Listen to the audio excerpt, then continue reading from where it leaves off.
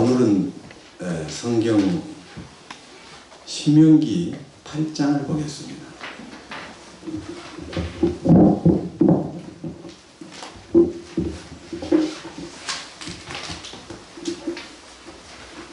구약 성경 신명기 8장입니다.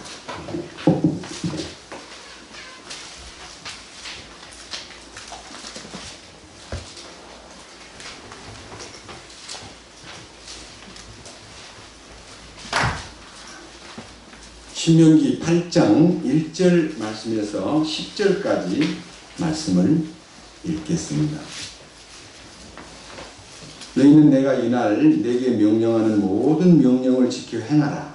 그리하면 너희가 살고 번성하며 주께서 너희 조상들에게 맹세하신 땅에 들어가 그것을 소유하리라.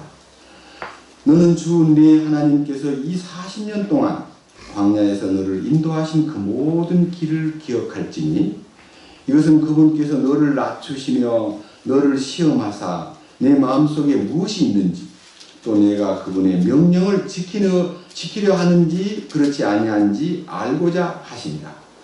그분께서 너를 낮추시며 줄이게 하시고 또 너도 알지 못하며 내 조상들도 알지 못하던 만나를 내게 먹이신 것은 사람이 빵으로만 살지 아니하고 주의 입에서 나오는 모든 말씀으로 사는 줄을 내게 알게 하려 하심이라. 이 40년 동안 내가 입은 옷이 헤어지지 아니하였고 내 발이 붓지 아니하였느니라. 또 너는 사람이 자기 아들을 징계하듯 주 내 하나님께서 너를 징계하심을 마음속 깊이 생각할지니라. 주 내 하나님께서 좋은 땅으로 너를 데려가시는데 그곳은 물시내가 있고 골짜기의 산에서 흘러나오는 샘과 깊은 곳이 있는 땅이요 밀과 보리와 포도와 무화과 나무와 석류가 나는 땅이며 기름 올리브와 꿀이 나는 땅이니라. 또 그곳은 네가 먹을 빵이 부족하지 않은 땅이요 내게 아무것도 모자라지 않는 땅이며 그 땅의 돌은 쇠요 네가 그곳의 산에서 놋을 캐리라. 네가 먹어서 배부르게 될 때에 주 내 하나님께서 내게 주신 좋은 땅으로 인해 그분을 찬송하리라. 신명기 8장 10절까지 말씀을 읽었습니다. 함께 기도드리겠습니다. 주님 감사합니다. 오늘 우리가 주님의 부활을 기념하는 이 날 사랑하는 형제와 자매들이 원근 각처에서 모여서 주님의 말씀을 함께 상고하고 이 말씀 속에 실려있는 하늘에 속한 신비와 주님이 우리에게 주시고자 하시는 그 거룩한 공급을 우리는 기다리고 있습니다. 주여 이 거룩한 말씀을 전람할 때에 주님을 발견하고 주님을 누리고 주님을 마음껏 우리 마음속에서 찬양할 수 있는 주님이 정하신 길로 인도하여 주시옵소서. 우리 주 예수 그리스도의 이름으로 기도드렸습니다. 아멘. 오늘 읽은 이 신명기 8장 내용은 제가 특별하게 여러분 앞에 이걸 강의하려고 이 성경 읽은 게 아니라 여기 이런 말씀이 있습니다. 2절에 보면요. 너는 주 내 하나님께서 이 40년 동안 광야에서 너를 인도하신 그 모든 길을 기억할지니 이것은 그분께서 너를 낮추시며 너를 시험하사 내 마음속에 무엇이 있는지 또 네가 그분의 명령을 지키려 하는지 그렇지 아니한지 알고자 하시니라. 4절 이 40년 동안 네가 입은 옷이 헤어지지 아니하였고 내 발이 붓지 아니하였느니라. 또 너는 사람이 자기 아들을 징계하듯 주 내 하나님께서 너를 징계하심을 마음속 깊이 생각할지니라. 여러분 혹시 이 성경을 읽으면서요 제가 마음속에 지금 그리고 있는 마음에 간절한 그림이 하나 있는데요 이런 그림을 제가 그려보겠습니다.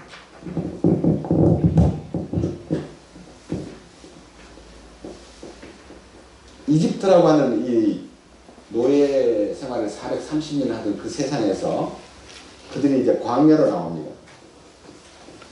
이 광야 생활을 40년 했습니다. 그리고 그들이 가나안 땅, 약속의 땅에 들어왔습니다. 이 이집트를 일컬어 세상이라고 말하고, 세상이라고 말하고, 이 광야에 나온 이 광야 생활을 우리 인생 삶, 다시 말하면 신앙생활의 이게 인생길에 속한 삶입니다. 그리고 여기는 우리의 약속받은 왕국, 곧 젖과 꿀이 흐르는 약속의 땅. 이렇게 해서 이게 분별이 됩니다. 그런데요, 이 그림을 딱 연상하면서 여러분 회막의 구조도를, 회막에는요 여기 뜰이 있고, 뜰, 그 다음에 요 중간에 가보면, 뜰에서 요 중간에 가보면요 성소가 있고, 여기 중간에 가보면 지성소가 있습니다. 이게 우리 신앙생활의 어떤 과정인데요, 구원을 받기는 받았는데, 다시 말하면 이집트에서 나오기는 나왔는데, 또 그 이집트의 통치권자인 바로가 죽고 나를 지배하던 국고성을 쌓게 만들고 맨날 벽돌을 막 찍어내라고 하던 그 소위 말하는 십장들이 나와 이제 상관없이 되었는데도 불구하고 이 광야에 나와가지고 애굽에서 살던 근성이 남아가지고 그 나를 부려먹던 그 애굽의 많은 그 관리들에게 대들던 그 성격을요, 자기를 인도하던 모세와 아론을 막 배드는 거예요. 물 없다고 원망하고, 만나가 맛이 없다고 원망하고, 고기 먹고 싶다고 원망하고, 뭐 부추와 파와 마늘도 먹고 싶고, 이렇게 해가지고 자꾸 애굽이 그리운, 이 속에 있는 애굽이 사라지지 않았기 때문에 해방은, 몸은 해방되었는데 마음이 다 애굽에 묶여 있어요. 그래서 심지어는요, 민수기 13장에 가보면 너무 슬픈 얘기가 있어요. 잠깐 민수기 13장을 볼까요? 바로 이 앞에, 신명기 바로 앞에 민수기 13장이 있습니다.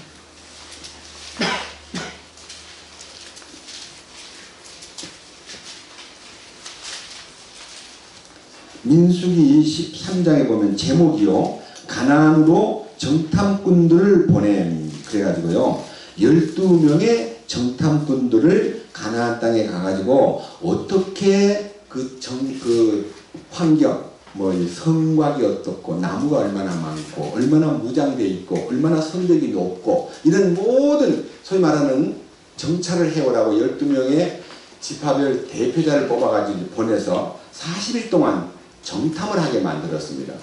돌아와가지고요, 그들이 이제 보고를 하는데요, 이 보고가 자 보세요, 26절부터 봅니다. 26절. 그들이 가서 바란 광야의 가데스에 이르러 모세와 아론과 이스라엘 자손 온 회중에게 나와 그들과 온 회중에게 말을 전하고 그 땅의 열매를 보여주며 모세에게 고하여 이르되, 당신이 우리를 보낸 땅에 우리가 간즉 참으로 그 땅에는 젖과 꿀이 흐르는, 이것은 이 땅의 그 땅의 열매니이다. 그럼에도 불구하고 그 땅에 거하는 백성은 강하며 도시들은 성벽으로 둘러싸이고 힘이 클 뿐 아니라 또 거기서 우리가 아낙 자손을 보았으며 아말렉 족속은 남쪽 땅에 거하고 헷 족속, 여부스 족속, 아모리 족속, 그 다음에 가나안 족속, 해변에 있는 요르단 지경에 거하더이다. 갈렙이 모세 앞에 백성을 진정시켜 이르되, 우리가 당장 올라가서 그 땅을 소유하자. 우리가 능히 그것을 이기리라 하였으나 그와 함께 올라간 사람들은 이르되, 우리가 능히 올라가서 그 땅을 치지 못하리니 그들은 우리보다 강하니라 하고, 이스라엘 자손에게 자기들이 탐지한 땅에 대하여 나쁘게 보고하여 이르되, 우리가 두루 다니며 탐지한 땅은 그것의 거주민들을 삼키는 땅이요 우리가 그 안에서 본 모든 백성은 키가 큰 사람들이며 거기서 우리가 거인들에게서 나온 아낙의 아들들 곧 거인들을 보았는데 우리 스스로 보기에도 우리가 메뚜기 같았으니 그들의 보기에도 그와 같았을 것이니라 하리라. 이제 귀국 보고를 하는데요, 여호수아와 갈렙 두 사람만 빼놓고는 모두가 다 악평을 하는 겁니다. 가면 망한다는 겁니다. 우리는 거기 가면 망한다는 거예요. 자, 이제 백성들의 반응을 14장 1절에서 보겠습니다. 이 온 회중이 목소리를 높여 부르짖으며 백성이 그 밤에 울었더라. 이스라엘 모든 자손이 모세와 아론에게 불평하여 하며 온 회중이 그들에게 이르되 우리가 이집트 땅에서 죽었더라면 좋았으리라. 우리가 이 광야에서 죽었더라면 좋았으리라. 어찌하여 주께서는 우리를 이 땅으로 데려가 칼에 쓰러지게 하는가. 우리의 아내와 자녀들이 탈취물이 되니 우리가 이집트로 돌아가는 것이 낫지 아니하랴 하고 서로 말하되 우리가 대장 한 명을 세워서 이집트로 돌아가자. 이게 얼마나 망령된 행동입니까? 이게 무슨 말입니까? 가나안의 비전을 보지 못하고 가나안 땅에 껍데기로 보이는 막 성곽이 웅장하고 막 사람들이 키가 크고 막 힘세게 보이고 이런 것만 보고 와가지고 우리는 가면은 망한다. 그러니 돌아갑시다. 이게 이제 광야 생활에서 치명적인 이 바란 광야에서 이집트의 그 가나안 땅을 정탐하고 돌아온 사건 이후에요. 그들이 불평하고 원망하고 이집트로 돌아가자고 말함으로써 그들의 신앙이 엉망이 되어버렸습니다. 다 할 수는 없고요. 밑에 한번 보십시다. 14장 28절입니다. 그들에게 이르되 주가 말하노라. 진실로 내가 살아있음을 두고 맹세하거니와 너희가 내 귀에 말한 대로 내가 너희에게 행하리니 너희 시체가 이 광야에서 쓰러지되 곧 너희의 전체 수에 따라 너희 중에서 20살이 넘어 계수된 모든 자들 곧 내게 불평한 자들이 쓰러지며 여분네 아들 갈렙과 눈의 아들 여호수아 외에는 내가 맹세하여 너희로 하여금 거하게 하리라 한 땅에 너희가 결단코 들어가지 못하리라.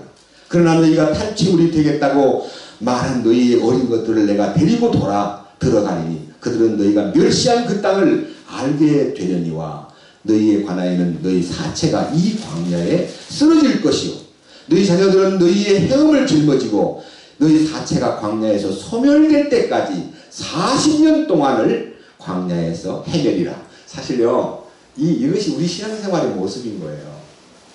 그랬어요. 여러분 혹시 이사야서에 보면 이런 말씀 있죠. 다시는 내 번제물과 예물을 갖고 오지 마라. 난 지겹다. 내 마당만 밟을 뿐이라. 이런 성경 규절이 있습니다. 이 마당이 바로 이 뜨락만 밟는 신앙생활이에요. 네.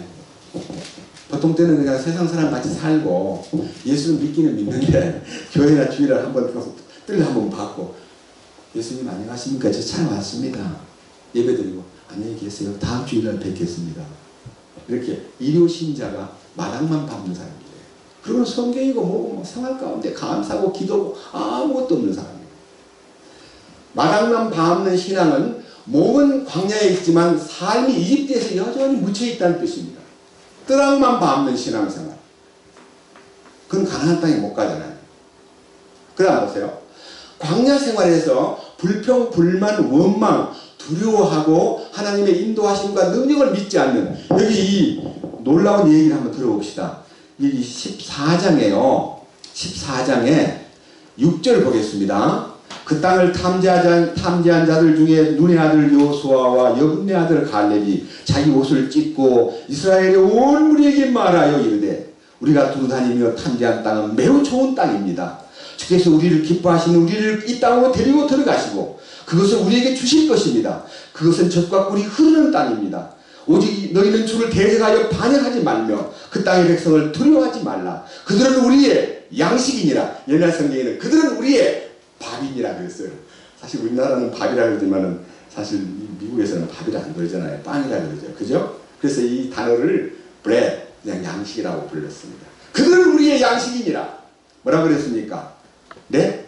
그들의 방어자는 그들에게서 떠났고 주께서는 우리와 함께 계시느니라. 그들을 두려워하지 말라 하였으나 온 회중이 그들을 돌로 치러하며 주의 영광이 회중의 성막에서 이스라엘 모든 자손 앞에 나타나니라.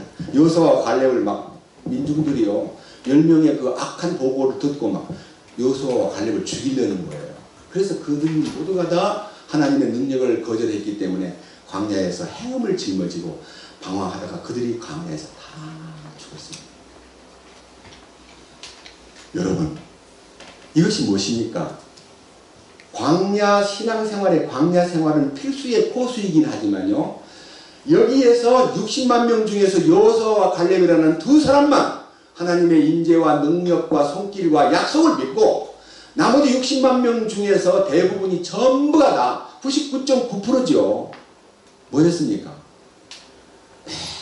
계속 모세를 따라가면서 불평합니다. 심지어는 민수기 21장에 가면요, 가나안 땅이 저 앞에 접경 지역에 왔습니다. 와서 이제 곧 들어갈까 보다 하고 생각했는데 아직 시간이 안 됐어요. 40년이 안 된, 38년째예요. 그러니까 구름 기둥이 우로 싹 가야 마땅한데요. 엘리앗이라는 남쪽 홍해 쪽으로 길이 딱 턴을 시키니까요. 내려가면서 왜 우리가 빠꾸 하냐? 일본 말로 빠꾸. 왜 뒤돌아가느냐? 이 세상에 이럴 수가 있냐고 길로 인하여 마음이 상해서 막 원망하니까 불뱀이 날아와서, 나르는 불뱀 막 사람을 무는 거예요.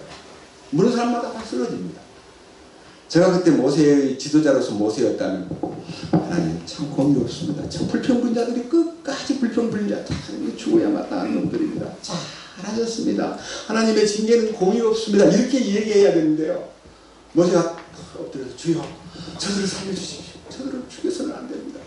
불쌍히 여겨주십시오 하고 매달리니까요, 주님이 장대 위에 높이 달린 장대에다가 불뱀 형상의 노뱀을 달아라 그래가지고 이제 선포하기를, 뱀에게 물린 사람은 노뱀을 쳐다보면서 산다 하고 발표함으로써 그냥 그 음성을 듣고 나가서 그 쳐다본 사람은 다 살아났지만요, 자기 상처만 쳐다보면서, 아니 상처를 싸매주든지 약을 발라주든지 뭐 처치를 해줘야 되는 거지. 나 이걸 지금 독이 올라가는데 이걸 놔두고 뭘 쳐다보라는 거야. 미쳤어. 뭘 쳐다봐. 상처만 쳐다본 사람은 다 죽었습니다. 이게 뭐예요? 주님을 쳐다보라는 것이 주님의 뜻이에요. 십자가를 보라는 거예요. 그래서 여러분, 요한복음 1장 29절에도 요한이 여러분 앞에 이렇게 이튿날 요한이 자기에게 나오는 자를 보고 말하기를 보라! 보라고 먼저 얘기했습니다. 사실 제가요, 오늘 여기 계신 여러분들에게 주님이 우리에게 제시한 이 놀라운 실제를요, 보는 눈만 있다면요, 보는 즉시 해결이 됩니다. 그 성전 미문 앞에 앉아있던 남에서부터 그 거지인 그 동양 구하던 사람이 베드로와 요한과 제자들이 이제 기도하러 성전에 들어가는데 동양을 구하잖아요. 평생 그 성전 미문 앞에 앉혀가지고 구걸하던 사람인데, 베드로와 요한 우리를 보라 그러니까요, 돈을 줄 줄 알고요 동그래가지고 쳐다보는데, 나는 은과 금이 없다. 난 돈이 없다.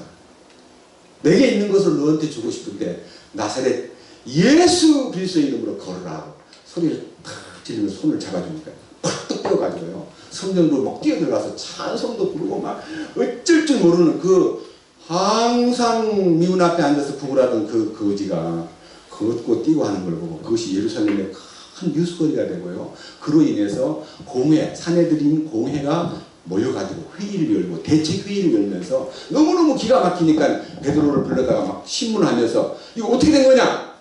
그러니까 베드로는 담대하게 그 가야바의 집에서 일하고 있는 한 여종에게도 예수님 아는 것을 숨기려고 비겁하게 돌아서가지고 막 맹세하고 거짓말하던 그 나약한 베드로가요, 성령으로 충만돼서 변화된 그가 그렇게 얘기합니다. 너희가 죽인 예수께서 살아나셔가지고 이 사람을 건강하게 하셨어.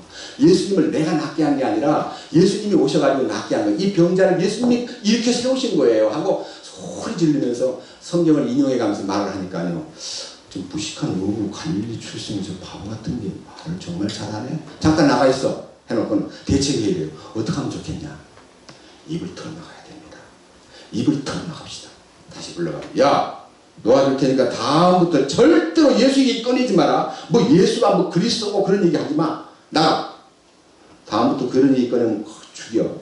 이렇게 협박을 했는데요, 나가서 그냥 주여, 주의 이름으로 핍박받는 것을 각오합니다 하고 막 주님을 전하는 거예요. 그게 막 예루살렘에 퍼져가지고 한꺼번에 3,000명, 5,000명이 구원받는 역사가 일어났습니다. 보라 하신 말씀이 굉장히 의미심장한 얘기입니다.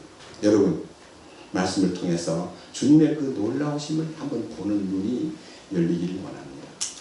십자가의 능력을 쳐다볼 때 나타나는 그 능력을 힘입기 원합니다. 그런데 우리의 신앙생활은요, 지성소에 들어가는 신앙이 돼야 돼요. 근데요, 이 성소와 지성소 사이에는 휘장이 있죠. 휘장을 이렇게 빨간색으로 긋겠습니다.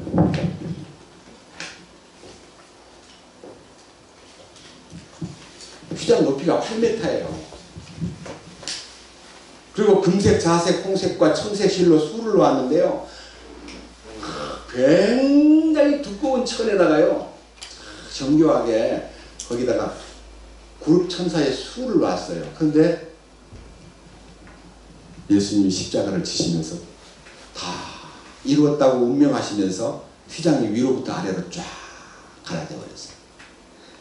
아래에서 위로부터 갈라졌다면 사람이 찢은 거지만 사람 키에 2배, 3배가 넘는 높은 데서 위에서부터 갈라졌다는 말은 하나님이 휘장을 찢어버린 겁니다. 그날부터 1년에 한 번밖에 못 들어가던 그 지성소를 우리에게 개방했습니다. 히브리서 10장 19절에 우리가 예수의 피를 힘입어 지성소에 들어갈 담력을 얻었나니 이는 우리를 위하여 열어놓으신 새롭고 산 길이요 휘장은 곧 주님의 육체니라 그랬습니다. 주님의 육체가 다 십자가에서 운명하고 우리를 위해서 갈라지면서요, 휘장이 열리고 하나님의 지성소가 오픈되었습니다. 그리고 1년에 한 차례만 들어가는 게 아니라 우리 모두를 어느 때든지 지성소로 들어갈 수 있는 축복이 열렸습니다. 사실은요, 지성소는 하나님 계신 거룩한 곳입니다. 우리는 그분을 만난다는 건 대단히 어려운 일입니다. 지성소 안에 들어있는 그 언약궤는 하나님의 그 임재를 설명하는 기구입니다. 그런데 어떻게 우리가 그분 안으로 들어갑니까? 그래서 죽어서 가나안에 가는 게 아니라요, 살았을 때 가나안이 내 안에서 열리려면요, 여기 있는 나도 그분의 육체가 갈라질 때 갈라진 것처럼 갈라져야 지성소가 딱 내 안에도 오픈되는 거예요. 이게 부활신앙이에요. 부활신앙. 이게 죽음의 과정이고, 요단강 건너가만 날이 육체의 장례식 때 뭣도 모르고 불렀는데 육신의 장례식을 부를 때 부르는 찬송가가 아니에요. 요단강은 죽음의 강입니다. 죽음으로 들어가. 홍해를 건너는 경험은요, 침례를 통해서 나타나는 하나의 형식이지만요, 거기서는 처리가 안 됐기 때문에 가나안 광야 생활이 엉망이었는데, 이 가나안 생활은요, 육신만 능번이 다 엎드러지고 죽었어요. 죽고 광야에서 태어난 생명들만, 그것이 새 생명이잖아요. 애굽에 대하여 전혀 노예 생활이라든지 애굽의 근성, 애굽의 삶에 대한 그리움이 없이 가나안 땅에서 살기만을 바라는 순수한 광야에서 태어난 아이들, 다 40세 이하 아니겠어요? 그죠? 너 이제 여호수아와 갈렙이 뭐 20살 때 이제 애굽에서 나왔다면 60살이 됐을 거고, 30살에 나왔다면 70살이 될 거 아닙니까? 그리고 광야에서 태어난 아이들은 광야 여행 중에 애들을 많이 낳았어요. 조사를 해보니까요, 60만 3,550명이 20세 이상 등록이 되었는데, 가나안 땅 가기 직전에 모압 평지에서 인구조사를 했는데 60만 1,770명이 등록이 되었습니다. 그러니까 따블이에요. 조금 부족한 따블. 광야에서 대부분 죽고, 이게 우리 옛사람이 죽었다는 뜻입니다. 그래야 새 사람이, 여호수아와 갈렙이라고 하는 주님의, 여호수아는 예수님이라는 이름이에요. 예수. 그래서 어떤 성경학자는 모세가 잘 죽었도다, 여호수아가 나타났도다, 이렇게 말했습니다. 사실은 여호수아는 주님이고요, 모세는 율법을 대표한 것입니다. 광야 생활에는 율법이 우리를 지배하는 거예요. 어쩔 수 없이. 근데 우리가 지성소로 들어갈 때 우리를 벗어버리기 때문에 율법도 벗겨지고 세상도 벗겨지고 나의 모든 단점과 내 모든 속성과 내 모든 성품도 다 끝나고 남아 있는 것은 믿음으로 말미암아 하나님께로부터 난 부활의 의미만 딱 남는 거예요. 요단강은요, 부활을 체험하는 강입니다. 그래서 가나안 땅에 딱 들어가요. 지성소의 교제 안으로 들어갑니다. 그래서 우리 신앙생활에 여기 이기는 자의 대열에 들어가는 요 호수가 제가 오늘 읽은 신명기 8장입니다. 여러분, 신명기 8장에 보면 이상한 얘기 있는 거 여러분 발견치 못합니까? 이 40년 동안에 네 신발이 닳아지지 않았다. 무슨 신발을 신었냐, 아니면 40년 동안 안 닳아지는 신발을 신었대. 제가 지금 신발 장사인데요, 아무리 오래 신어도 2년 가면 바닥에다 떨어져요. 열심히 신으면 1년도 못 신는 사람 많아요. 그래 한가 신발 하나 가지고 10년 신었다 그러면 참으로 그 놀라운 사람이에요. 신도 안 신다 한 거지 뭐 안 다니니까 10년 신었지. 계속 다니면요, 광야길을 계속 다니는 나그네들은요 신발이 금방 닳아지는데 40년 동안 신발이 닳아지지 아니하였고 옷이 헤어지지 않아요. 40년 입어도 옷이 헤어지지는 않은 옷이 무슨 옷입니까? 그 주님께서 특별 조치를 내려서 만들어진 어떤 그 옷이 뭐 가죽신이든 그 옷이 무슨 뭐 일반적으로 양털 옷이든 그 옷이 보통 무슨 뭐 이렇게 천으로 만든 세마포로 만든 옷이든 간에 안 달아지는 거예요. 여러분, 이것이 뭡니까? 주님께서 우리에게 주신 신발은 에베소 6장에 보면 너희들이 바른 복음으로 신을 신고 너희의 옷은 의로 옷을 삼으며 하는 주님이 입혀주신 의와 주님이 입혀주신 우리 발에다가 신겨주신 복음이 이 땅에서 변함없이 우리들의 발걸음을 생활을 인도한다. 그런 뜻입니다. 거기에 필수적인 하나의 덕목이 있는데 징계라는 단어입니다. 제가 오늘 그 부분을 좀 만지겠습니다. 신명기 8장을 봅니다. 5절 또 너는 사람이 자기 아들을 징계하듯 주 내 하나님께서 너를 징계하심을 마음속 깊이 생각할지니라. 여기에 성경에 여러분들이 혹시 이 성경책에도 마찬가지입니다만 징계를 내린다는 말하고 징벌을 내린다는 말하고는 내용이 다릅니다. 징벌은 아주 하나님이 노해가지고 벌을 주는 거고요. 징계는 겉으로는 성질난 것처럼 보였지만 속으로는 굉장한 눈물과 사랑이 속에서 솟구치는 것이 징계입니다. 저는 제가 우리 교제 가운데 처음 너무 오래된 얘기면서도 기억나는 것이 있습니다. 어떤 형제의 동생이 어디 수영장에 갔다가 해수욕장에 갔다가 갑자기 물에 빠져 죽었습니다. 굉장히 똑똑하고 장래가 촉망한 고등학생입니다. 너무너무 아파가지고 그를 위해서 눈물을 흘리고 주님 이 징계가 헛되지 않도록 해주십시오 라고 기도했는데요. 그 상대가 우리 집 애 죽은 거를 징계라고 했다고 저를 대항하고 교회를 안 나오는 거예요. 우리 동생 죽은 것이 왜 징계냐? 막 성질 내면서 저를 너무너무 괴롭히면서 너무 고난을 당했던 서로 그런 기억이 납니다. 여러분, 징계는 예를 들면 어떤 사람이 어떤 사건이 생겼을 때 형제님 그 징계받은 겁니다. 그러면 그럼요, 감사합니다. 이렇게 돼야 되는데 뭐요? 징계요? 무슨 소리 하는 거요? 내가 왜 징계를 받아요? 이 사람 뭐 이런 사람이 다 있나? 위로를 못 해줄지라도 뭐 징계를 받았다고요? 하고 대드는 사람은 하나님이 목표로 삼은 징계의 내면에 숨어있는 은총의 가면. 은총의 가면이란 말은요, 겉으로는 무섭게 했지만요, 속에는 엄청난 하나님의 은총을 준비했는데 두 가지가 준비돼요. 징계 속에 두 가지가 준비되어 있어요. 하나는 하나님의 거룩에 참여하는 것, 하나는 하나님의 의의 열매를 맺는 것. 두 가지가 징계의 궁극적 목적입니다. 이거를 만약 제대로 캐치하지 못하면요, 징계라는 단어가 마치 저주받은 것처럼 느낌으로써 교제에서 멀어지고 그런 말을 한 사람을 저주하고 그러다 보니까 미움만이 생기고 하나님의 거룩에 근방에도 못 가는 사람이 되는 것입니다. 저는 지금 그 과정을 지금도 그 사건이 난 지가 30년이 넘었는데 지켜보고 있습니다. 눈물 납니다. 저는 제가 받았던 어려움을 옛날에는요, 남한테 숨기고 말하고 싶지 않았는데 저는 징계를 받고 있습니다. 저는 징계 안에 있습니다.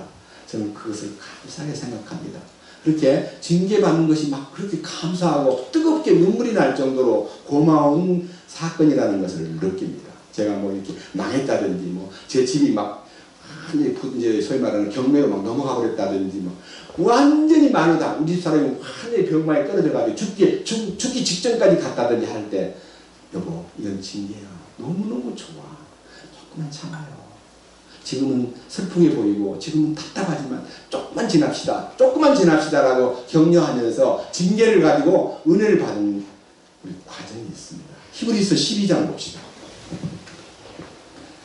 히브리서 12장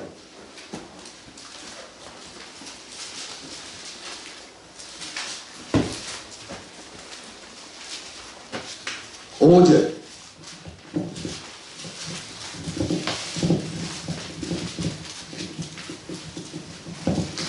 또한 자식들에게 하듯 너희에게 말씀하시는 권면을 너희가 잊었도다. 이르시되 내 아들아 너는 주의 징계를 멸시하지 말며 그분께 책망을 받을 때에 낙심하지 말라. 주께서 사랑하는 자를 친히 징계하시고 자신이 받아들이는 아들마다 채찍질 하시느니라 하셨느니라. 그러니까 사랑하기 때문에 징계가 있고 또 받아들이기 때문에 채찍질을 한다. 너희가 징계를 견디어내면 하나님께서 아들들을 대우하듯 너희를 대우하시나니 아버지가 징계하지 않는 자는 무슨 아들이냐. 모든 사람이 징계를 받음으로 너희에게 징계가 없으면 너희는 사생하여 아들이 아니니라.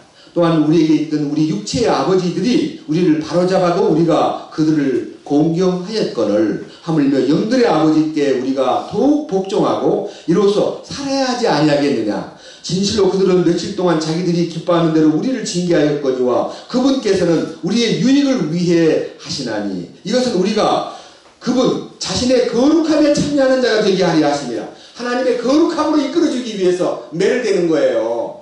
그러니까 징계를 받을 때요, 아 주님 정말 잘못했습니다. 당신의 거룩함 속으로 저를 이끌어 주시옵소서 하고 그 거룩을 사모하는 마음이 생기면 징계의 효능이 나타나는데 왜 때리세요? 왜 때리세요?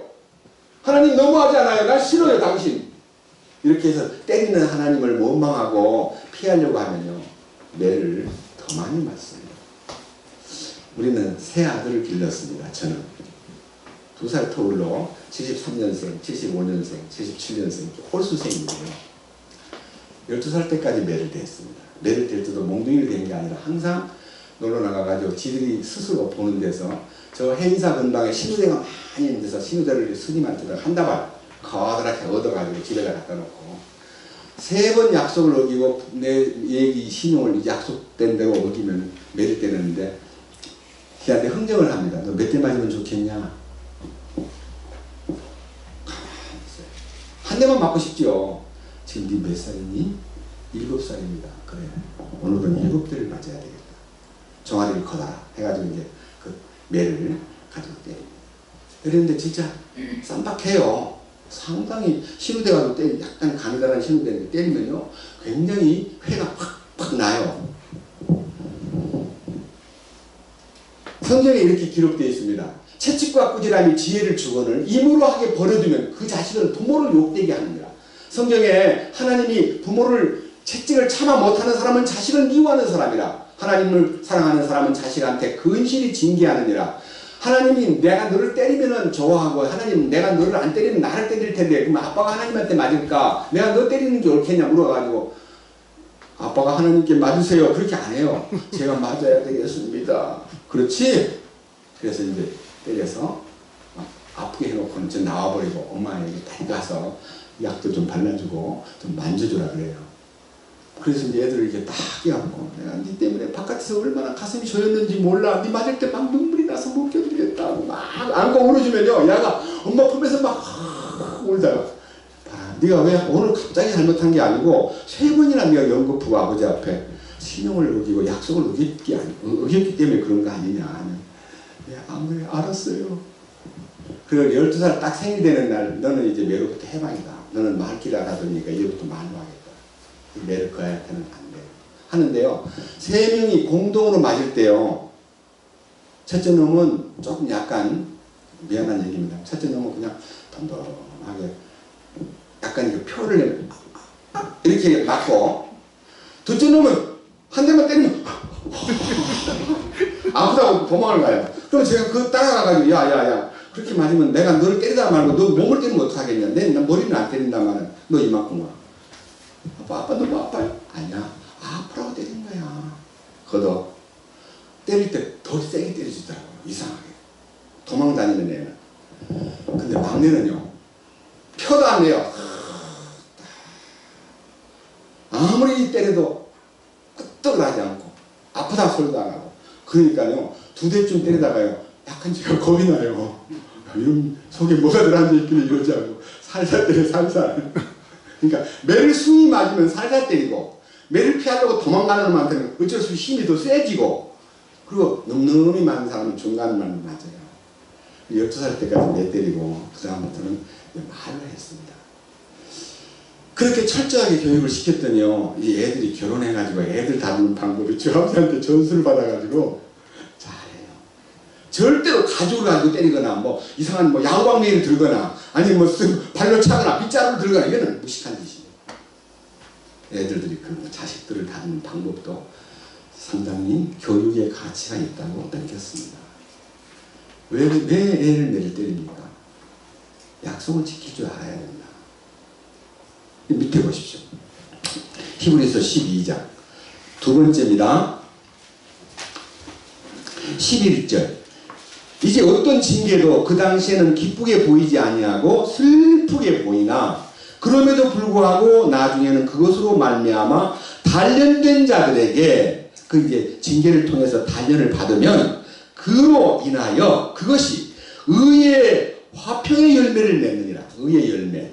이 의의 열매가 부활의 열매입니다. 네?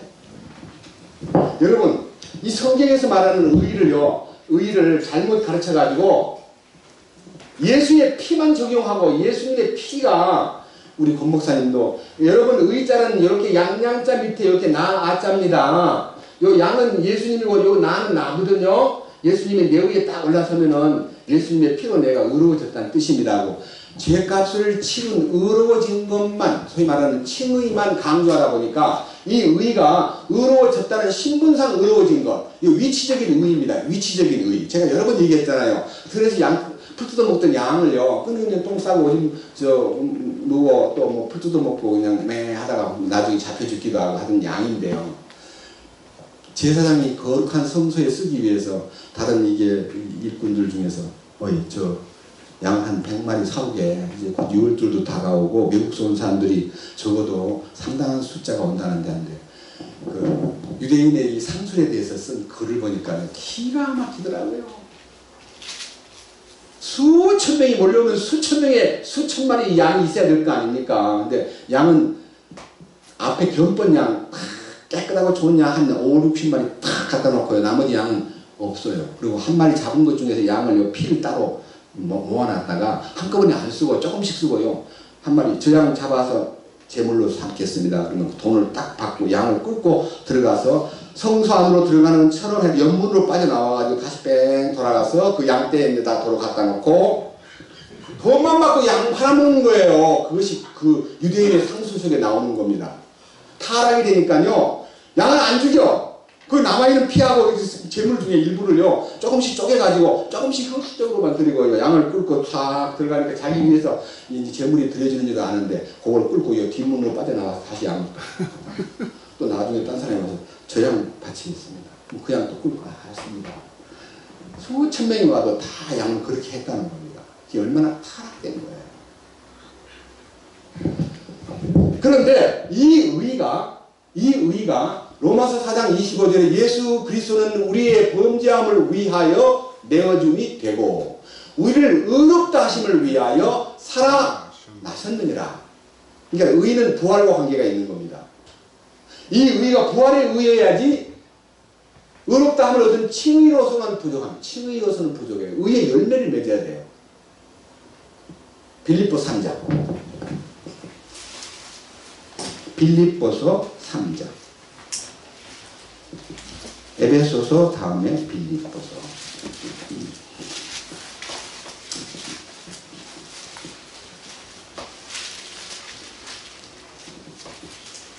7절. 그러나 무엇이든지 내게 이득이던 것들을 또 그것들을 내가 그리스도를 위하여 손실로 여겼으며 참으로 확실히 모든 것을 손실로 여김은 그리스도 예수 내 주를 아는 지식이 뛰어나기 때문이라. 내가 그분을 위하여 모든 것에 손실을 입고 그것들을 단지 배설물로 여김은 내가 그리스도를 얻고 율법에서 난 내 자신의 의가 아니라 그리스도의 믿음을 통한 의, 곧 믿음으로 말미암아 하나님에게서 난 의를 소유한 채 그분 안에서 발견되려 함이라. 그러니까 자신의 의가 아니라 예수 그리스도의 믿음으로 말미암아 난 의, 곧 하나님께로부터 난 의, 난이라는 말은 생산된이라는 뜻이에요. 하나님께서부터 생산된 의가 나의 의가 돼야지 내 안에서 솟구쳐 올라오는 의는 하나님이 받지 않는다는 겁니다. 그 다음 그 내용이 그 아래에 있습니다. 이것은 20절. 이것은 다시 말하면 그 의라는 것은 내가 그분의 죽으심과 일치하게 돼요. 그분과 그분의 부활의 권능과 그분의 고난에 참여하는 것을 통해서 나타나는 의다 이거예요. 예수님이 죽으심으로 이루어진 그 의는 칭의에 불과하지만 그 부활의 능력 안으로 내가 함께 연합이 되면 그 의가 내 의가 된다는 것입니다. 부활의 의예요. 부활의 의. 이 의가 그냥 피 흘려서 의롭다 함을 얻게 하는 것만 아니라 피 흘려서가 아니라 부활의 능력으로 의가 열매를 맺는 거예요. 의가 나타나는 거예요. 하나님의 의가 성숙하게 표현되는 거예요. 구원받으면 이름이 뭐가 됩니까? 죄인입니까? 의인입니까? 구원받고 우리 뭐라 그랬어요? 기도를 할 때 누가 옆에서 이 죄인이 예수님의 이름으로 기도하옵니다. 구원 안 받아서 죄인이래요. 죄인. 우리는 의인인데. 그랬죠? 아 그랬잖아요. 더더군다나 고려파에서. 그죠? 근데 생활을 보니까 의의가 하나도 없어. 입만 껍데기 간판만 의이지. 성전 앞에다가 갖다 놓은 양이에요. 그러면 들에서 놀던 양을 사다가 성전 앞에다 매놓으니까 그 양이 의로워진 거예요? 아니요. 위치만 바뀐 거예요. 들에서 성전 뜰 안으로 왔어요. 이 양이 의로운 양이야. 왜? 제사 드리기 위한 용도로 갖다 놨기 때문에. 용도가 위치를 들에서 성전 뜰 안으로 대다만 놔도 거룩한 양같이 보여요. 근데 그 거룩이 이루어지려면 그 양이 속에 들어가서 죽어야 돼요. 그래야 거룩이 나타나요. 그 거룩이 사람에게 전달되는 거예요. 그래서 히브리서 2장에 주님이 거룩하게 하시는 자와 거룩하게 함을 입은 자가 다 하나에서 난지라. 그러므로 형제라 부르기를 부끄러워하지 아니하시고 그랬습니다.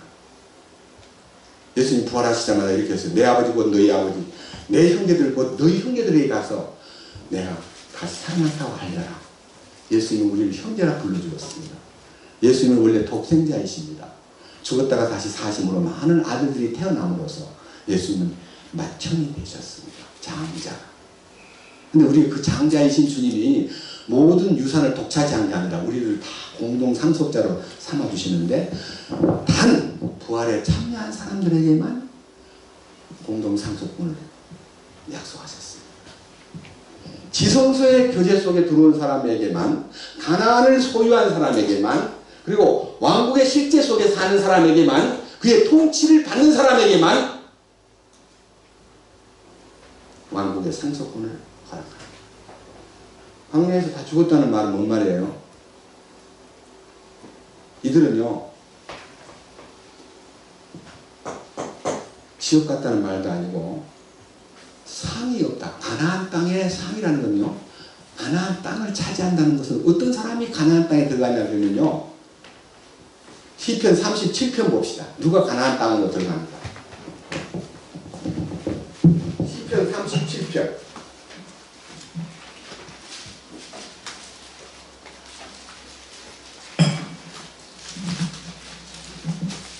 시편 37편입니다.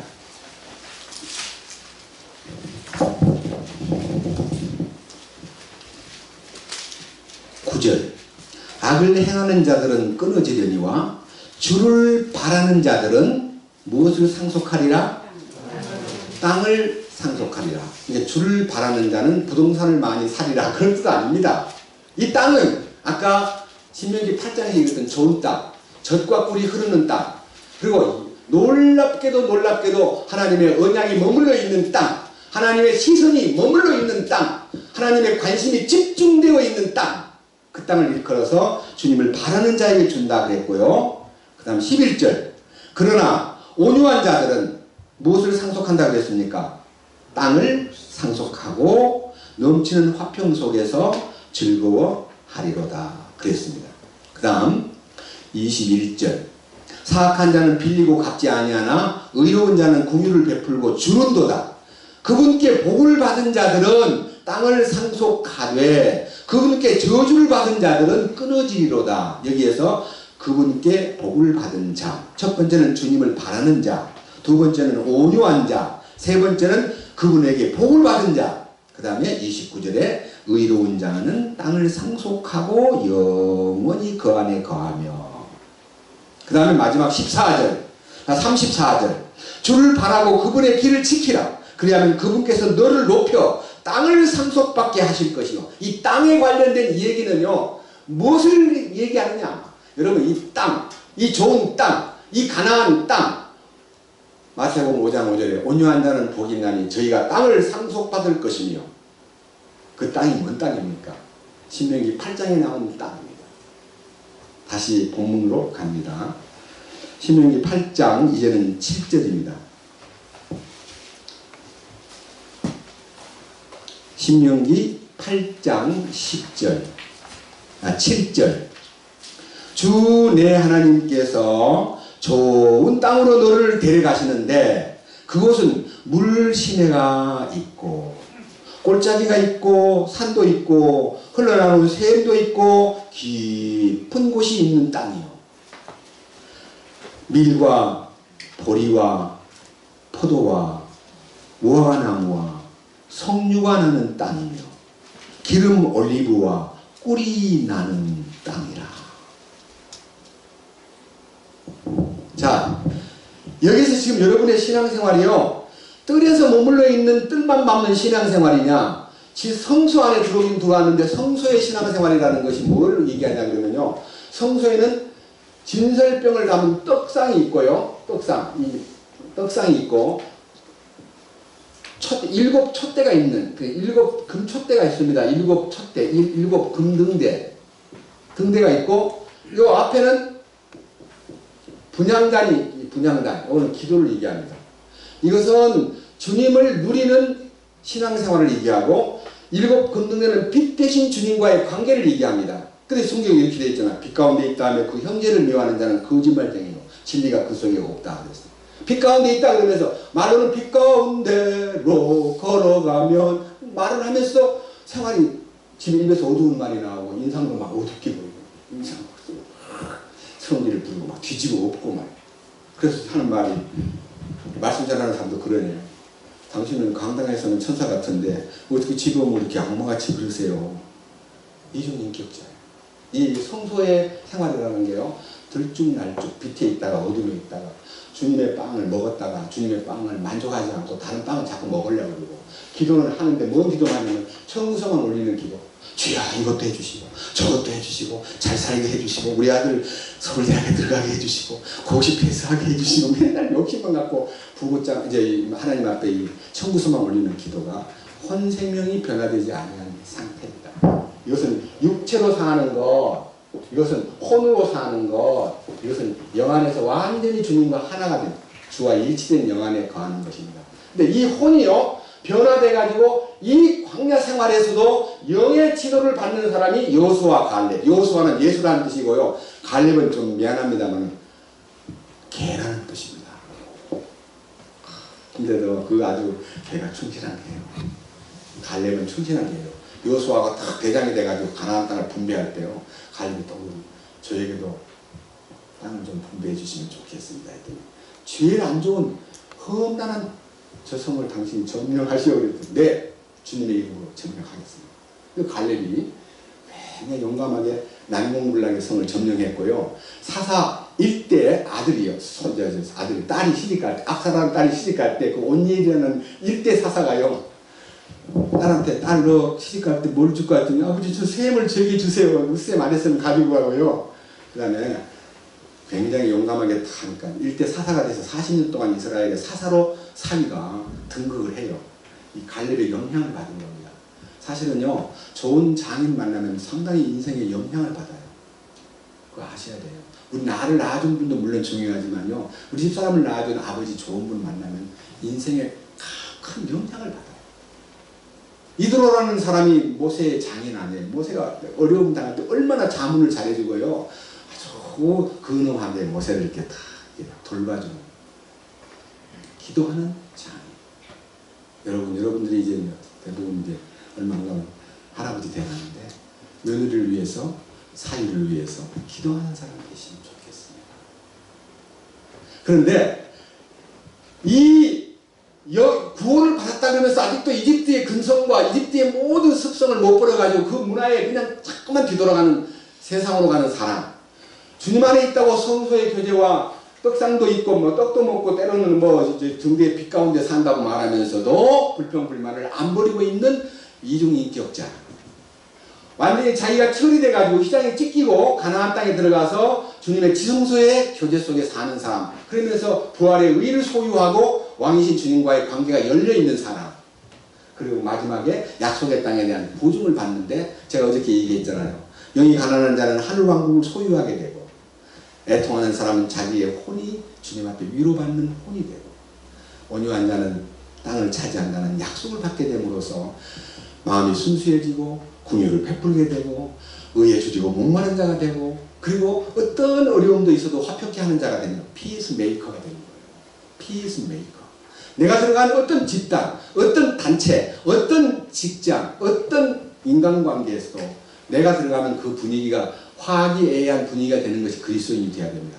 나만 들어갔다 하면 막 다투고 시끄러워지고 신경질 나게 만들고 말 한마디 잘못해가지고 막 사람들이 큰 소리 나게 만드는 사람이 돼서는 안 된다 이거예요. 변화돼야 돼요. 그거는 내 마음대로 안 됩니다. 왜 나가서 싸우고 다투고 큰 소리 나는 줄 아세요? 잘난 척하는 이 모든 인간들은요 잘난 척하는 교만 성격이요 다 잠재하고 있습니다. 이 혼의 잠재력 속에 들어있는 잘난 척하는 거, 아는 척하는 거, 있는 척하는 거, 네? 그 자질구레한 자존심 가지고 사람들을 막 괴롭히는데 여러분 십자가 안에 들어가면 그거 다 사라져요. 저도 자존심 하나 가지고 살던 사람입니다. 그런데 놀랍게도 십자가에 들어가니까 그 내게 유익된 모든 것이 배설물로 보이고 아까 뭐라 그랬어요? 배설물로 보이는 것만 아니라 내게 아무 이익이 안 된다는 걸 딱 알게 되니까요. 그리스도를 아는 그 지식으로 인해서 그 지식이라는 말은 단순한 지식이 아니고 야다라고 하는 지식입니다. 동침하다, 주님과 연합되다, 주님과 완전히 하나가 된다는 거예요. 그것이 야다입니다. 주님과 하나됨의 경험, 십자가에 연합되는 경험, 부활에 연합되는 경험만 가지면요 내가 소중히 여겼던 내 과거나 내 존재에 대한 자존심이나 내가 애준지하던 인간의 모든 과거나 그런 것들이요 다 무가치하게 보이고 배설물로 보이는 거예요. 그럼 그 배설물로 보인 다음에 내가 얻고자 하는 것은 하나님 안에 있는 그리스도의 믿음을 통하여 나타난 의 곧 그리스도의 죽으심에 일치하고 부활의 능력에 연합하여 이제 내게 이루어진 축복을 다 안고 주여 감사합니다. 이 지성소의 축복 속에 사는 사람입니다. 여러분 지성소의 축복이라는 게 뭔지 아세요? 또 한번 보여드릴게요. 출애굽기 25장 지성소의 축복.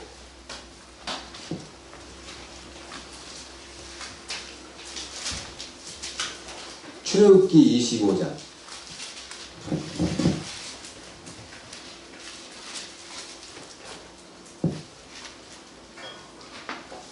21절 너는 국민의 자리를 그의 위에 두고 내가 네게 줄 증언을 궤 속에 넣을지니라.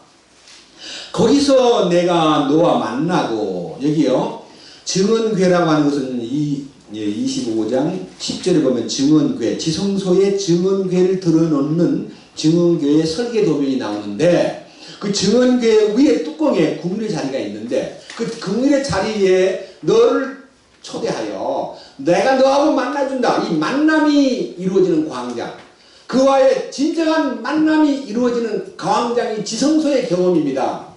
그리고 만나고 그 다음에 뭐 한다 그랬어요? 그 증언궤에 있는 위에 있는 두 그룹 사이에서 너와 뭐가 시작돼요? 대화가 시작되는 거예요. 만남과 대화가 있는 곳.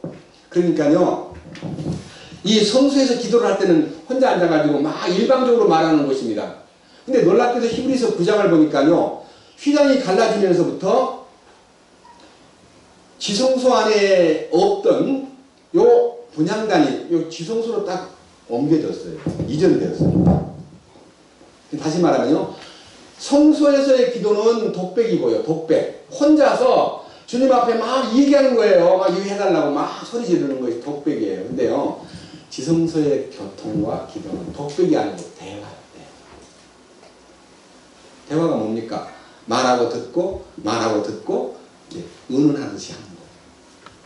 히브리서 9장 봅시다. 히브리서 9장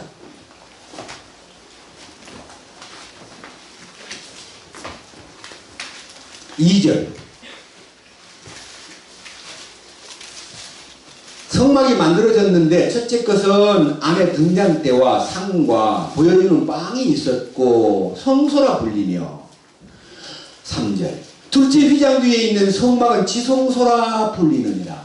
그곳에 거기에는 금향로와 돌아가며 금으로 입힌 언약궤가 있고 이 궤 속에는 막대기와 언약의 돌판이 있었으며 이 궤는 궁일의 자리를 덮는 영광의 그룹들이 있었는데 이것들에 관하여 우리가 지금 낱낱이 말할 수 없노라. 여기 4절에 지성소 속에 금향로가 들어와 있습니다. 이 뭡니까? 기도가 바뀐 거예요. 혼의 기도에서요 영의 기도로 바뀐 거예요. 이 기도, 우리 기도가 바뀌어야 돼요. 이 기도가 지성소의 경험 속에 주님과의 만남이 이루어지고 주님과의 진정한 대화가 이루어지면 기도가 일방적 요구 청구서가 아니고요. 주님 뜻을 묻고 주님께 여쭙고 주님께 대답을 얻고 주님의 응답을 받고 주님 감사합니다. 그래서 잔누기용 자매의 표현처럼 짧은 기도. 짧은 기도가 뭔지 아세요? 여러분 청와대 대통령하고 통화를 한다는 건 내가 말을 많이 해야 돼요? 대통령이 말을 많이 해야 돼요? 대통령한테 내가 막 뭐라 하면 거기서 끊어버려요. 나는 할 말이 짧은 기도 딱 하나. 네. 말씀하세요. 네. 알았습니다. 고맙습니다. 그게 기도요. 우리는 주님 앞에 지성소의 경험을 하면 기도가 길게 안 나와요. 이것저것 해달라 말도 안 돼. 필요 없어요. 왜? 너희는 첫째로 그의 왕국과 하나님의 의를 구하라. 그래야만 이 모든 것 너희가 먹을 것, 입을 것, 쓸 것 모든 것 하나님 아버지께서 다 너희 필요를 아십니다. 그래서요 자질구레한 물질을 구하거나 형통함을 구하거나 출세를 구하지 않고 주의 뜻대로 하옵소서. 뜻이 하늘에서 이루어진 것 같이 땅에서도 주의 뜻이 이루어지기를 구합니다. 그래서 개인의 기도는요 조금 긴 기도는 중보기도일 뿐이지. 중보기도 형제들을 위해서, 가정을 위해서, 조형제님을 위해서, 조형제님의 아이들을 위해서 주님 그를 돌봐주십시오. 주님 그를 주님의 국률로 선잡아 주십시오. 이렇게 해서 중보기도 외에 다른 기도는 처음에 나를 위한 기도는 없습니다. 주님 지성소 안에 들어온 것만 해도 됐다. 이 큰 은혜인데 무슨 딴 걸 달라 할 게 뭐 있습니까? 그 기도가 바뀌는 거예요. 그래서 여러분들이 나중에 성경 요 뒤에 딱 가보면 요 뒤에 보면요 성소의 구조도가 나와요. 성소의 구조도. 요 뒤에 보면 성경 지도책 쫙 제일 마지막 부분에 가가지고요 지도를 한번 보세요. 지도가 딱 끝나고 자 제가 그림을 딱 진짜 공개해 보겠습니다. 제일 뒤편에 가가지고 뭐가 나오냐면요 성전의 구조도 여기 57쪽 제가 갖고 있는 지도는 57페이지입니다.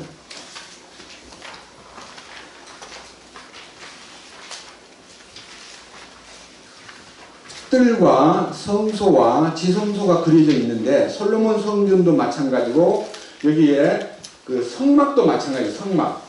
자, 보세요. 56쪽에도 성막이 나오죠? 지도 안 나와요? 그저 안 나와요? 나올 텐데. 나와요. 거기 나오잖아요. 오형제님 그 지도 맞아요. 저는 약간 이렇게 좀 달리 나와 있고. 성막 있죠? 가만히 보세요. 노랗게, 제가 노랗게 표시해 놨거든요. 노랗게 표시되어 있는 소개에, 자, 그게 성소예요. 성소 속에 줄이 하나 딱 차이가 휘장이 있고, 휘장 앞에 뭐가 있어요? 향재단이 있죠? 향재단이 성도들의 기도입니다. 그 재단이, 성소의 재단이 있잖아. 그 다음에 가만히 보세요. 솔로몬 성전도요. 향재단이 성소 안에 들어있어요. 그림 나와 있죠? 왜 그러지 말고 여기 밑에 걸 봐야지. 여기 향재단. 어디에 있어요? 성소에 있어요? 지성소에 있어요? 성소. 예? 성소. 성소에 있는 거예요. 근데 주님께서 말씀을 기록하실 때 히브리서 9장에서 지성소라 불리는 곳에 향제단이 지성소 안에 있고 그랬겠습니다. 왜? 휘장이 꺼져버렸으니까. 휘장이 없어버렸어요. 네. 그래서 기도가 지성소의 기도로 바뀐다는 것은요, 놀라운 영적 업그레이드입니다. 이해하시겠어요? 네. 이것저것 적어주시고 뭐 잘되게 해주시고 그러면 기도가 없어져 버려요. 내 소원을 주 앞에 아뢰는 것이 없어져 버리는 겁니다. 내 소원이 이루어졌는데 뭐 다른 소원이 있어요. 여러분 집에 돌아온 탕자가 다른 소원이 있습니까? 아버지 품에 안겼는데 아버지 양복을 사주세요. 아버지 모자도 하나 사주세요. 아버지 자가용이 필요해요. 그러겠어요? 이렇게 은혜를 받고요, 아버지 품에 와서 만족하게 잔치를 베풀고 있는데 무슨 소원이 있겠습니까? 말씀만 하십시오. 말씀대로 뭐든지 순종하겠습니다. 아버지 저는 아무 소원이 없습니다. 아버지 만족합니다. 감사합니다.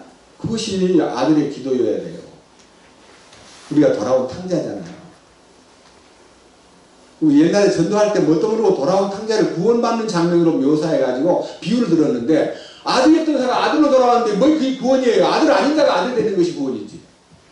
맞아요? 안 맞아요? 아들이 아들로 다시 회복되는데 그게 뭐 구원이에요. 그는 아버지 앞에 타락된 생활을 하다가 아버지 품에 안겨서 지성소로 들어오는 거예요. 그게 바로 지성소. 송아지 잡았다는 게 지성소. 여러분 간증도요, 송아지 간증이 있고 양의 간증이 있고 비둘기 간증이 있어요. 김형진님 간증 좀 하셔요. 그러니까 저는 가난하기 때문에요, 비둘기밖에 없어요. 가난한 극빈자는 비둘기를 바치도록 허용을 했습니다. 효능은 똑같습니다. 돈이 있는 사람은 소를 바칩니다. 또 중산층, 돈이 좀 적게 있는 사람은 양 바칩니다. 다 효력이 있습니다. 그러나 내용인즉 그 결과는 비둘기는 한두 사람밖에 못 먹고요, 송아지는 수많은 사람이 먹을 수 있습니다. 뭔 말이에요? 우리 주님을 간증할 때, 우리 주님을 전람할 때, 우리가 주님을 나타낼 때 송아지를 나타나는 게 좋겠어요? 비둘기를 나타내는 게 좋겠어요? 주님을 송아지같이 나타내는 것이 우리의 간증이 돼요. 주님을 전람시킬 때요. 예수님에 대해서 뭐 할 말 없으니까 예수님에 대해서 요것밖에 없어요. 이렇게 내놓은 사람하고 예수님에 대해서 할 말 없어요? 예수님요 너무너무 고마워요. 어느 게 더 무게가 있습니까? 그래서 우리는요, 돌아온 탕자에게 송아지를 잡았다는 말은요, 그의 간증이 주님의 간증으로 확 바뀐 것을 얘기합니다. 벗과 이웃을 불러 모으고 말하되 자 먹고 즐깁시다. 이 내 아들은 죽었다가 산 아들이요 내가 잃었다가 다시 찾은 아들인지 기뻐하는 것이 마땅합니다 하고 돌아온 탕자를 생명을 맞이했을 때에 아버지는 죽은 자가 살아난 사건이요, 잃어버린 내가 다른 거 다 잃어버려도 손실은 보상되지만 자식을 잃어버리면 뭐로 바꿉니까? 그래서 생명을 맞이한 아버지 마음은 기쁨이 넘쳤고요, 생명으로 동생을 보지 않고 돈으로 동생을 본 형은 아버지 나는 평생토록 아버지한테 명령도 어기지 않고 열심히 충성을 다 바쳤는데 염소라도 한 마리 줘가지고 친구들로 더불어 즐기란 말 안 하던 아버지가 저 창기와 함께 돈을 다 말아먹으면 저는 뭐가 예쁘다고 송아지까지 잡으셨어요? 그러니까 동생은 아버지의 그 생명을 존중히 여기는 그 생명의 품 안에서 마음껏 물질이 죽어도 아무 문제가 안 되는데, 형은 동생이 생명을 보지 않고 물질만 보다 보니까 그냥 불평불만이 막 나오는 거예요. 우리의 관점이 물질이냐 생명이냐에 따라서 신앙 관점이 달라져 버립니다.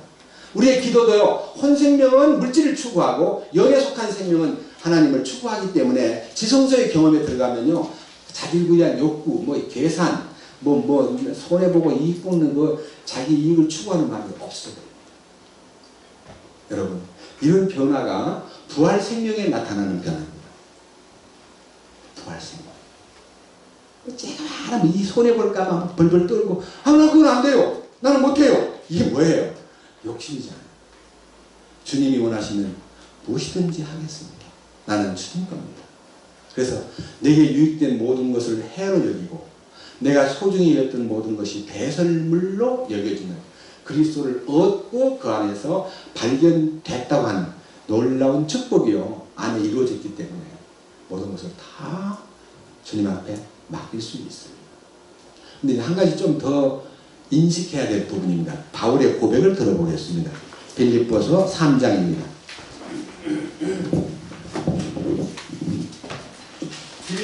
3장.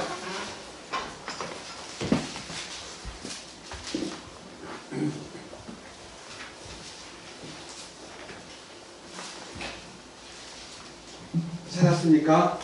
12절. 이게 참 중요합니다. 11절부터 읽겠습니다. 어찌하든지 내가 죽은 자들의 부활에 도달하려 함이라. 나는 내가 이미 도달한 것처럼 말하지 아니하며 이미 완전한 것처럼 말하지도 아니하고 다만 그리스도 예수님께서 나를 붙잡아 이루시고자 하신 그것을 붙잡으려고 뒤따라가노라. 이 말이 뭔 말이냐면요, 부활 능력과 십자가의 연합은 허락이 되었지만요, 주님에게 붙잡혀가지고 어떻게 진전되는 과정이 있기 때문에 나는 완성되었다, 나는 이제부터 죄 안 짓는다, 나는 이제부터는 완전하게 지성소에 들어가 있다라고 하는 자랑을 하지 않고 조심스럽게 한 걸음 한 걸음 주님의 이 약속이 이루어지는 과정을요 발방하는 일종의 겸손한 자세를 얘기합니다. 그래서 이렇게 말합니다. 13절. 형제들아 나는 내가 이미 붙잡은 줄로 여기지 아니하고 다만 이 한 가지 일을 행하나니 그 뒤에 있는 그것들은 잊어버리고 앞에 있는 그것들에 도달하려고 나아가 그리스도 예수님 안에서 하나님의 높은 부르심의 상을 받으려고 표대를 향하여 밀고 나아가노라. 그래서요 여러분, 부활 생명이라는 게 가나안 땅에 아직 안 간 여호수아와 갈렙이 가나안 땅에 좀 갔다 왔다는 이유 때문에 네 가나안 땅 봤어? 가나안 땅에 열매 먹어봤어? 우리는 먹었단 말이야. 네 가나안 땅 못 봤지? 이렇게 해가지고 거만을 떠는 생활이 아니야.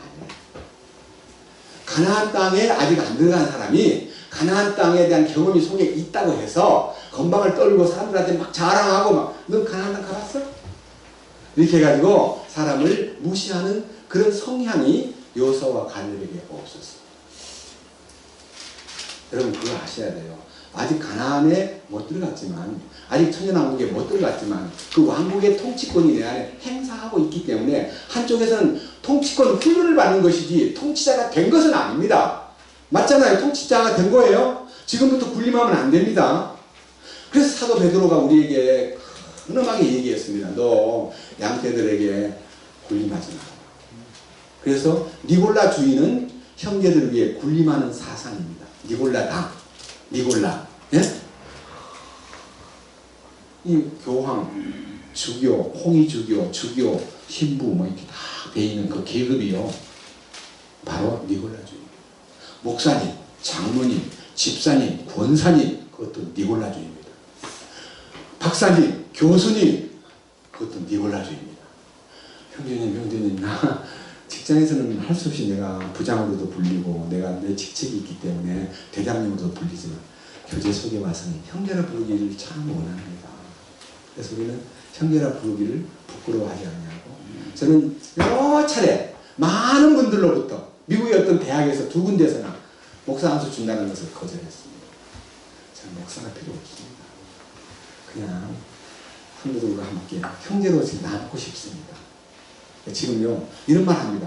권위가 있어. 목사가 돼야 권위가 있고, 당신 그렇게 이름이 뭐야 물었다가 목사도 아니고 그럼 뭐라 그래?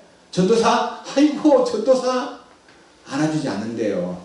사람이 알아주지 않으면 뭔 상관이냐. 그래서 알아주지 않아가지고 내가 할 일이 없다면 그만두겠다. 나는 주님이 나를 인정해주고 알아준다면 그것으로 만족하겠다. 그래서 가나안 땅의 경험을 여호수아와 갈렙이 했지만 가나안 땅에 아직 안 갔기 때문에 백성들을 데리고 그들을 서포트하는 거예요. 조금만 더 참아. 놀라운 축복이 온다. 그 경험을 하고 나니까 너무 놀랍다. 나 봐봐. 나 아무 문제가 없잖아. 이렇게 기쁨과 감사가 넘치는 생활을요 본으로 보여주는 것이 가나안 땅 경험자의 할 일입니다. 아시겠습니까? 네. 베드로전서 5장. 베드로전서 5장입니다.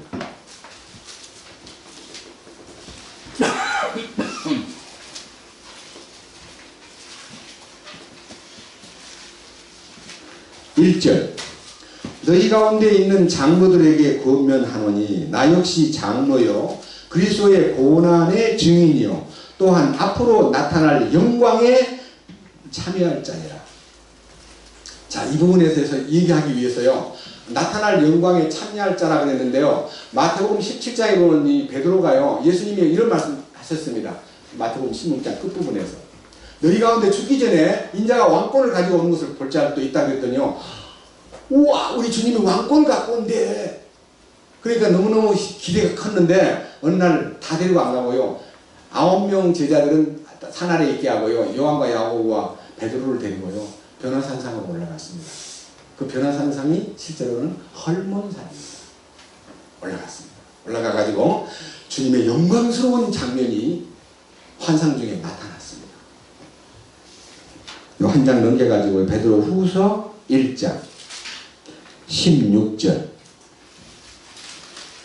우리가 너희에게 우리 주 예수 그리스도의 권능과 오심을 알려줄 때에 교묘히 꾸며낸 이야기들을 따르지 아니하였으며 우리는 그분의 위엄을 눈으로 본 자들이니라. 뛰어난 영광으로부터 이러한 음성이 그분께 나와서 이르기를 이 사람은 내 사랑하는 아들이라 내가 그를 매우 기뻐하노라 하실 때에 그분께서 하나님 아버지로부터 존귀와 영광을 받으셨느니라. 하늘로부터 나온 이 음성은 우리가 그분과 함께 변화산에 있을 때 보았다 그랬습니까? 예? 거룩한 산에 있을 때 보았다 그럽니다. 이것은요 지성서의 경험입니다. 거룩한 산에 있을 때. 그 거룩이라는 말이 들어가면요 주님과의 가장 깊은 영적 교류를 얘기합니다. 거룩한 산에 있을 때 우리는 주님이 영광스럽게 왕권을 가지고 오는 것을 보았습니다. 그러나 그것을 보았다고 해서 내가 지금 왕노릇 하는 것은 안 된다 이거예요. 비전을 보았고 환상을 보았다고 해서 그것이 자기의 영적 어떤 무게를 높이는 어떤 중량의 변화는 아닌 거예요. 아직 이루어진 건 아니에요. 저도 지금 너무너무 놀라운 말씀을 통해서 계시가 있었지만요. 그거 가지고 우쭐대거나 사람들 앞에 군림하려는 도구로 사용할 수 없다는 것을 분명히 믿습니다. 한 장 다시 넘겨서 5장을 보겠습니다. 베드로전서 5장 2절. 너희 가운데 있는 하나님의 양떼를 먹이고 감독하되 억지로 하지 말고 자진해서 하며 더러운 이익을 위해 하지 말고 오직 준비된 마음으로 하며 하나님의 상속 백성 위에 주인처럼 군림하지 말고 오직 양떼에게 본이 되라. 그리하면 목자님께서 나타나실 때에 너희에게 사라지지 아니하는 영광의 관을 받으리라 그랬습니다. 그러니까요 참으로 주님의 그 영광스러운 부활의 경험을 한 사람은 더 낮아지고 더 낮아질 필요가 있다는 것입니다. 그래서 우리가 형제들을 함부로 대하거나 또 나이가 좀 많다고 또 영적으로 빨리 깨달았다고 내가 너보다는 나아, 내가 너보다는 선배야, 너 그러면 안 돼, 이런 말을 할 자격이 없습니다. 전부 다 은혜로 입은 것이기 때문에 여러분 은혜 받은 사람은요 은혜로 말해야 됩니다. 여러분 우리의 신앙생활이라는 게 베드로가 보여준 참된 그 겸손한 모습이 있는데요. 이렇게 얘기했습니다. 이 얘기를요 예사롭게 듣지 말고 실제로 한번 들어봅시다. 여기 4장 베드로전서 4장을 보겠습니다. 7절. 오직 모든 것의 끝이 가까이 왔으니 그러므로 너희는 정신을 차리고 깨어 기도하라. 무엇보다도 너희끼리 뜨거운 사랑을 품으라. 사랑은 허다한 죄를 덮으리라. 불평 없이 서로 대접하라. 각 사람이 선물을 받은 대로 하나님의 여러 가지 은혜를 맡은 선한 청지기로서 서로 그 선물을 써서 섬기라. 누구든지 말하려거든 하나님의 말씀을 말하는 것과 같이 하고 누구든지 섬기려거든 하나님께서 주시는 능력으로 하는 것 같이 그 일을 하라. 그래야만 그리스도 예수님이 영광을 받으신다 그랬습니다. 여러분 한번 물어봅시다. 여기 이 과자를 참 많이 만들어놨어요. 보니까요. 근데 가만히 보니까요 가는 사람한테도 봉투에 싸가지고 딱 따라가면 주는데요. 달래서 준 게 아니고 막 맡기는데요. 굉장히 기쁘게 맡기면 주는 거예요. 대가를 요구하는 것도 아니고. 그러니까 뭐냐면요. 저 분명히 주신 거예요. 틀림없이 어떤 힘으로 이렇게 만들어졌는데 그 이제 받은 선물을 또 선물을 주기 때문에 만약 이것을 돈을 들여서 막 비싼 것을 만들었는데 공짜로 주려면 좀 약간 뜨끔하지요. 그잖아요. 손실이 있으니까. 근데 선물 받은 것은 주기가 참 쉬워요. 우리는 전부 다 구원도 선물, 성령님도 선물, 십자가에 연합하는 것도 선물, 다 선물 받은 거예요. 선물 아닌 게 하나도 없습니다. 우리는 그 주님의 것을 가지고 여러분들을 섬기는 마음으로 제가 이렇게 외치지만요. 마음에 어떤 대가를 바라는 마음이 없습니다. 주님으로 여러분이 충만되고 저에게 허락하신 이 축복이 여러분들에게 공유되기를 비는 간절한 마음 하나밖에 없습니다. 여러분 이 축복을 함께 공유하고 이 축복을 함께 주님 만날 때까지 주님 우리를 부르실 때까지 함께 가기 위해 이번에 이런 집회를 통해서 바로 제가 이 지성소의 체험을 얘기하기 위해서 간절한 마음으로 선포했습니다. 여러분 지성소에는 특징이 있습니다. 다시 한번 읽어보겠습니다. 히브리서 9장 보고 마치겠습니다.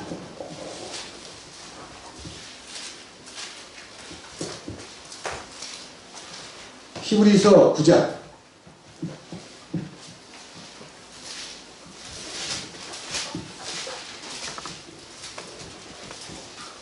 찾았습니까? 바로 앞에 있죠. 히브리서 9장 3절 둘째 휘장 뒤에 있는 성막은 지성소라 불리느니라. 거기에는 금향로와 돌아가며 금으로 입힌 언약궤가 있고 이 궤 속에는 만나를 담은 금항아리와 아론의 쌍난 막대기와 언약의 돌판들이 있었으며 이 궤 위에 궁율의 자리를 덮는 영광의 그룹들이 있었는데 여기에서 이제 지성소의 구조물들 지성소에 뭐가 있었느냐 하는 겁니다. 지성소에는요 이렇게 궤짝에다가 이 궤짝에 줄을 이렇게 고리를 만들어 가지고 이렇게 꿰는 궤짝에 이제 4명이 어깨에다 메고 운반하는 도구가 되어 있고요.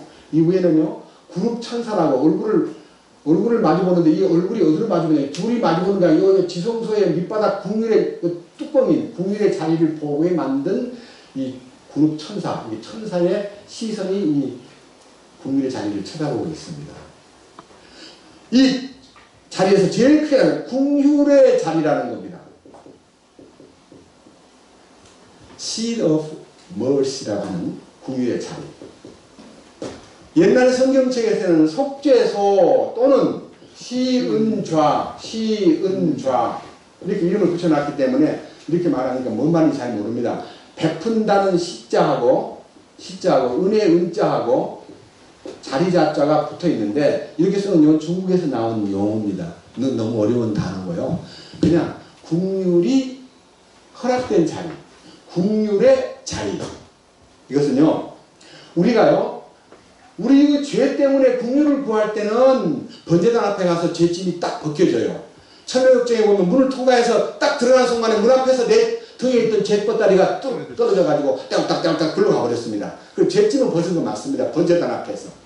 근데 이 존재가 궁율의 여김을 받는 거, 이 더럽고 말로 다 못할 간사하고 이중인격자, 깍쟁이, 아주 되게 교만 덩어리, 이 내가요, 이 주님의 두 번째 궁율을 입어야만 지성소에 들어가서 주님의 크신 축복을 입는데, 거기에 언약궤가 있어요. 언약궤란 말은요, 십계명 돌판 2개가 들어있는 궤짝을 얘기하는데, 이 2개의 궤짝에는 1번, 위로 하나님을 네 몸과 마음과 모든 생명을 다하여 사랑하고, 아래로 내 이웃을 내 몸과 같이 사랑을 하신 이 두 강령, 이 가르침이 성경 전체의 핵심이라고 했습니다. 그래서 하나님을 사랑하고 사람을 사랑하는 것, 이거는 우리에게서 나올 수 있는 조건이 아닙니다. 하나님이 너 나 사랑해봐, 내가 너 사랑할게. 아무도 하나님을 사랑해가지고 하나님에게 인정받은 사람이 없습니다. 그럼 사랑을 어떻게 나누어야 하냐? 하나님의 사랑인데, 하나님을 사랑하는 힘은요, 하나님께서 우리를 위하여 목숨을 버리심으로 우리가 사랑을 알고, 우리는 또 형제를 위하여 목숨을 버리는 것이 마땅하다는 것에 대한 눈을 뜨게 됩니다. 그가 우리를 위하여 목숨을 버리셨으니 우리가 이로써 사랑을 알고 우리도 형제들을 위해서 사랑할 수 있는 힘이 생깁니다. 그런데 그 사랑하는 힘이 실제로 나타나려면 베드로전서 1장 22절에 진리를 통해 성령님의 도우심으로 혼을 깨끗게 함으로 형제를 사랑하기에 이르렀으니 마음으로 뜨겁게 피차 사랑하라. 이 뜨거운 사랑이 피차 교류되려면요 혼이 깨끗해지는 경험을 가져야 됩니다. 그래서요 이 하나님의 사랑이 십자가에서 우리를 통해서 부으신 사랑이고 그 사랑이 내 안에 들어와 가지고 다시 돌아가는 사랑이라는 의미에서 제가 트라이앵글이라고 그랬습니다. 이게 하나님이 계십니다. 이게 내가 있습니다. 이게 당신이 있습니다. 근데 나와 너 사이에 이 사랑이 어떻게 나타나냐면 그가 나에게 부으신 사랑과 그가 그분에게 부으신 사랑이 뜨겁게 변화가 되므로 형제를 향해서 막 사랑이 막 솟구쳐요. 여기 솟구치다가 그 중간에서 만나요. 여기 부딪히는 장소가 분수같이 막 솟구쳐가지고 주님께 영광이 돌아가요. 주님 기뻐하는 것이래요. 그래서 요렇게 와가지고 위로 올라가고 요렇게 와가지고 위로 올라가고 이게 바로 용서훔치는 그리스도인의 사랑의 충만입니다. 이게 신비예요.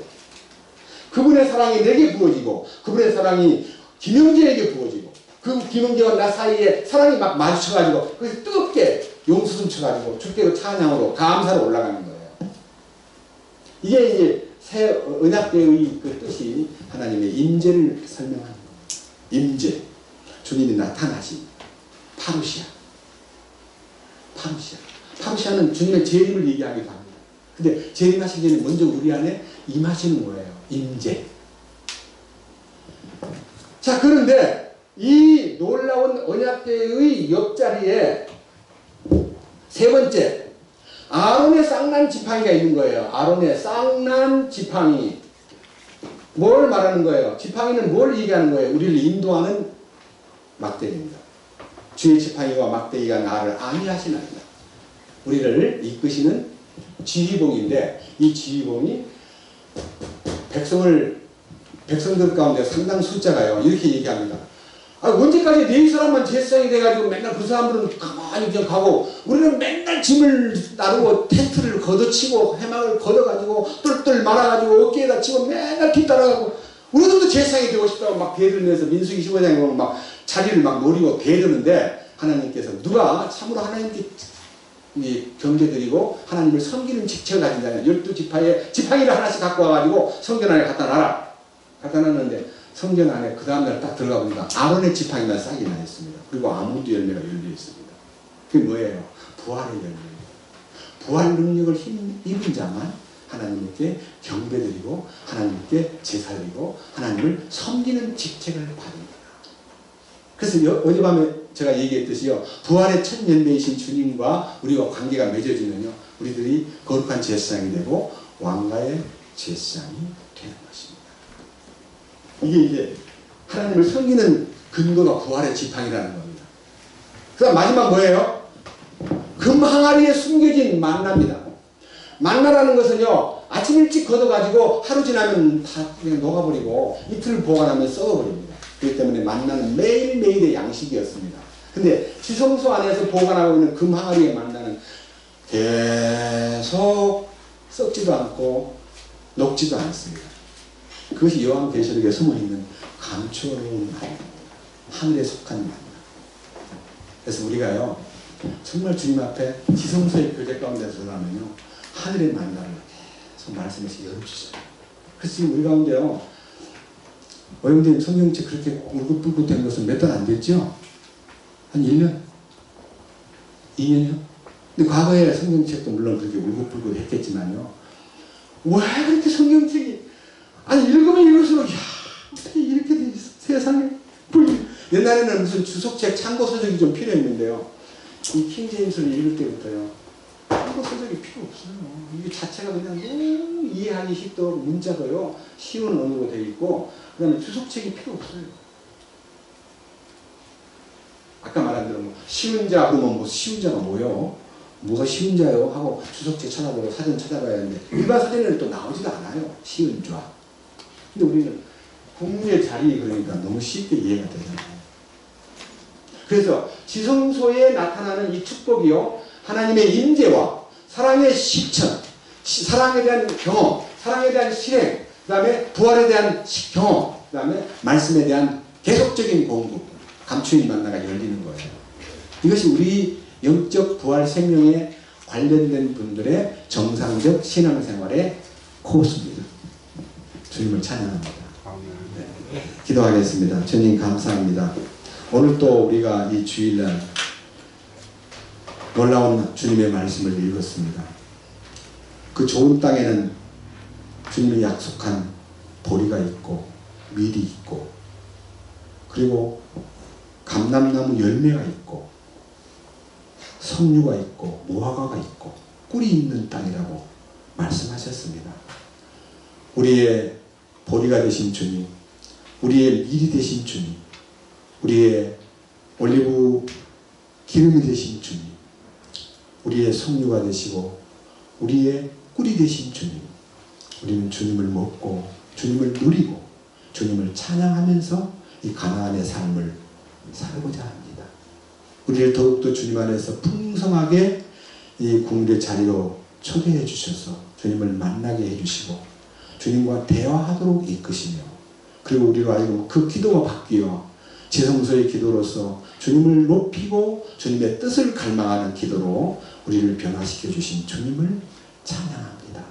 이제 우리로 하여금 그 임재 가운데서 사랑이 넘치고 또 사랑이 흘러서 강물처럼 주님이 흘러내 보내신 사랑이 우리 모든 사랑하는 이웃과 형제들에게 풍성한 생수의 공급을 주는 사랑이 되게 하시고 말씀에 담긴 비밀과 부활의 능력이 뒷받침된 우리의 영적 삶이 되도록 이끄시옵소서.